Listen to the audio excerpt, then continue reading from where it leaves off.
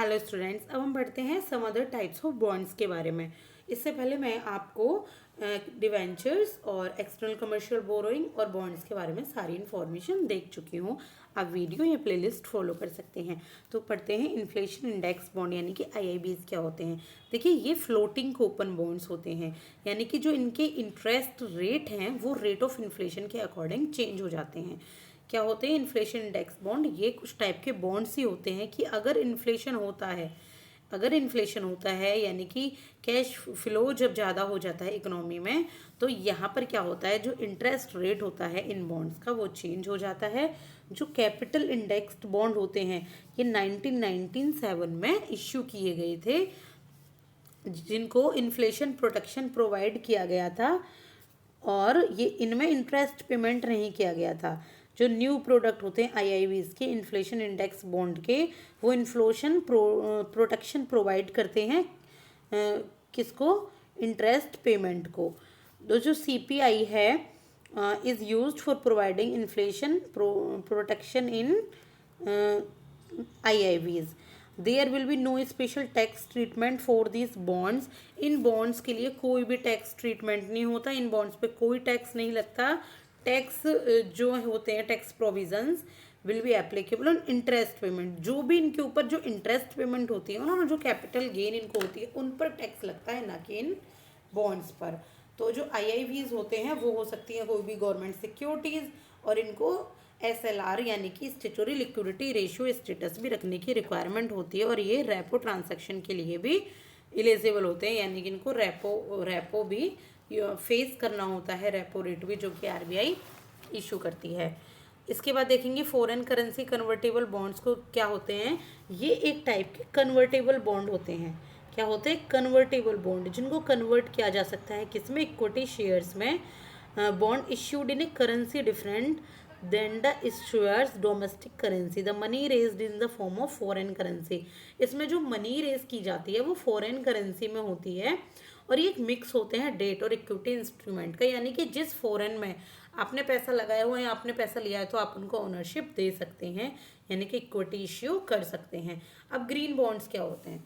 Green bonds are issued by the companies, governments and multilateral organisation. पहले simply समझिए, ये एक ऐसे फंड प्रोजेक्ट होते हैं जो एनवायरनमेंट को ध्यान में रखते हुए किए जाते हैं, या जो एनवायरनमेंट के लिए किए जाते हैं। मेनली जो कुछ प्रोजेक्ट्स और एनवायरनमेंट के लिए वो बॉन्ड्स निकाले जाते हैं और पब्लिक से फंड लिया जाता है।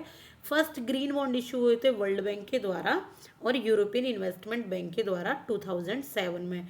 इंडिया ने सॉवरेन ग्रीन बॉन्ड्स अप्रूव किए हुए हैं, जिसमें क्या होता है, जो ग्रीन प्रोजेक्ट्स होते हैं उनके लिए जो रिसोर्सेज इशू किए जाते हैं, जैसे कि जितने भी फॉसिल फ्यूल रिलेटेड प्रोजेक्ट्स होते हैं इनसे हटाए गए हैं, और along with biomass based renewable energy project that rely on feedback from protected areas. तो इसमें एनवायरनमेंट को ध्यान में रखते हुए clean energy, renewable energy, water management, तो इन्हीं को ध्यान रखते हुए ये बॉन्ड इश्यू किए जाते हैं, और ये सब यहाँ से हटाए गए हैं। इसके बाद देखेंगे ब्लू बॉन्ड्स क्या होते हैं।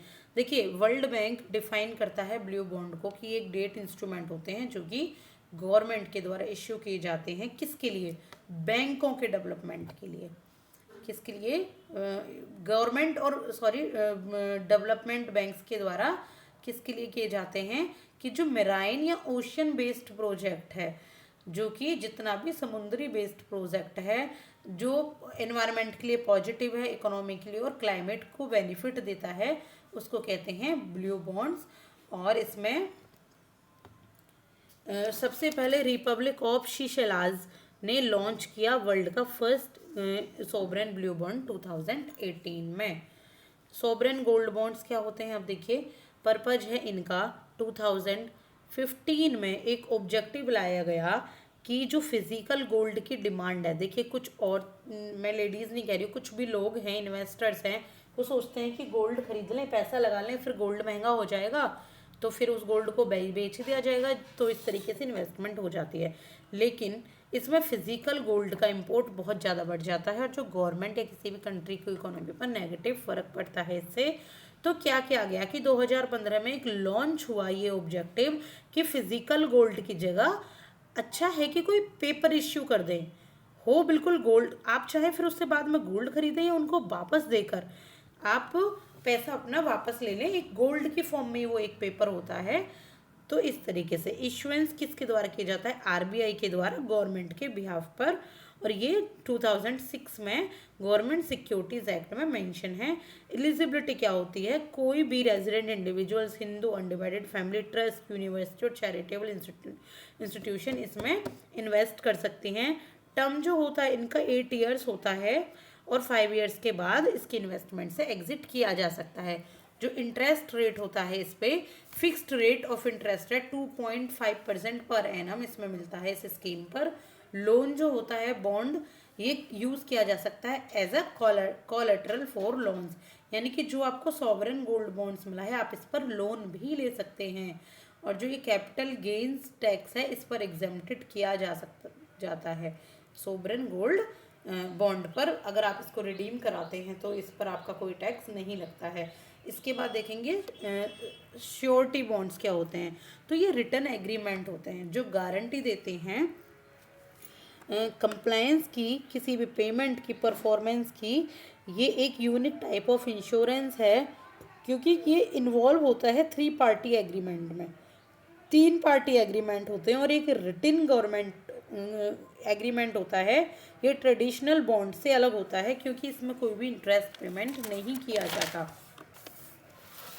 इसके बाद insurance regulatory and development authority of India RDI release करता है गाइडलाइंस श्योरिटी बॉन्ड के लिए कि a general issuer can commence a surety insurance business. कोई भी जनरल इंश्योरर जो होता है वो जनरल इंश्योरेंस मतलब जो जनरल इंश्योरेंस लेते हैं इंश्योरेंस बिजनेस में श्योरिटी वो ले सकते हैं।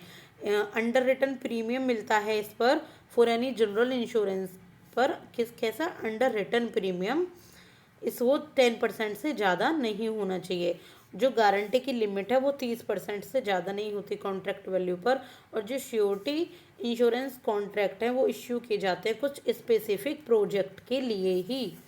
म्यूनिसिपल बॉन्ड्स क्या होते हैं, ये एक टाइप के डेट इंस्ट्रूमेंट होते हैं जो इश्यू किए जाते हैं म्यूनिसिपल कॉरपोरेशन के द्वारा। और एसोसिएटेड बॉडीज़ होती हैं ये इंडिया की, you know very well what is municipal corporation, जो हमारी नगर पालिकाएँ होती हैं। फंड्स रेज किसके लिए किए जाते हैं, सोशियो इकोनॉमिक डेवलपमेंट के लिए। फर्स्ट इशू हुए थे 1997 बेंगलोर में as a local body project for infrastructure development. जो म्यूनिसिपल बॉन्ड्स होते हैं वो एग्जेम्प्ट किए जाते हैं टैक्स से और even interest is also exempted from taxes. तो ये था आपका सारा बॉन्ड्स के बारे में। अब हम इक्विटी इंस्ट्रूमेंट्स पढ़ेंगे नेक्स्ट वीडियो में। तो please like and subscribe for more videos. Thank you so much.